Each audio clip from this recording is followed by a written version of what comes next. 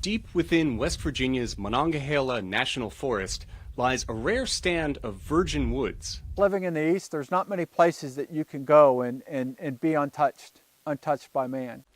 Shane Jones is a biologist with the U.S. Forest Service. He says a mapping mistake spared these trees when the surrounding forest was logged decades ago. That's good, because red spruce forests like this one excel at taking planet-warming carbon dioxide out of the atmosphere and locking it away in the soil. See all that organic material? It's black because it's incredibly high in carbon. The mountains of Appalachia have lost 90% of their red spruce forests to logging and coal mining. Burning that coal for energy is adding more and more carbon dioxide to the atmosphere. As the planet warms, scientists say the need for forests to remove that CO2 is increasingly urgent. The University of Kentucky's Chris Barton says tropical rainforests get the most attention. But here in the temperate region of the world, in Appalachia, 4 hours away from Washington, D.C., we have billions of trees that potentially we could be planting.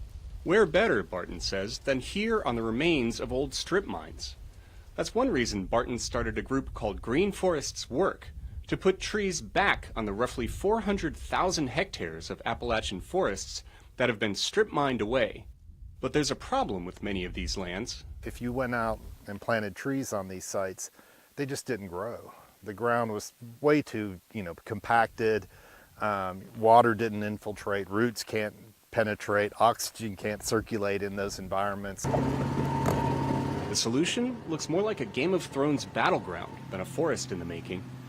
Ripping up the compacted ground will let the trees they plant put down roots. Barton says it's not always easy to convince people it's a good idea. We've had a lot of people kind of look at us twice. But it's the really interesting thing about it is after we do it, there's no question that that was the right thing to do. They're starting to see results. Forests are coming back on the grounds they've ripped up and replanted. In West Virginia alone, restoring red spruce to its old habitat could lock up the equivalent of 56 million barrels of oil, scientists say.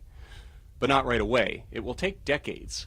Shane Jones says patience is key. It's really awesome to see a tree planted 8 years ago that's now waist high, but at the end of the day, at the end of my day, we're barely getting started, because our main goal with the restoration work that we do here is to basically take actions to then let nature take over.